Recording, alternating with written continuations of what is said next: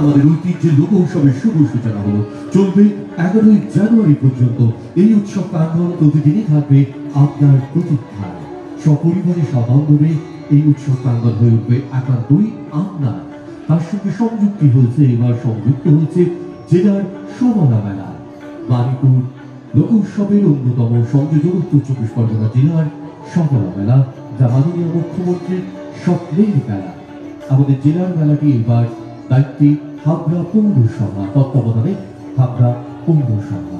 আমাদের মঞ্চে মূল মঞ্চ স্বর্গীয় রতন টাটা, অন্যতম উদ্যোগপতি এই পৃথিবীর ভারতের কৃতি সন্তান স্বর্গীয় রতন টাটা এবং তালবাদ্যের অনন্য ওস্তাদ, অনন্য মহারথী আমাদের প্রাণের মানুষ জাকির হোসেন সাহেবের স্মৃতিতে আমাদের মূল মঞ্চ উৎসর্গ করা হয়েছে।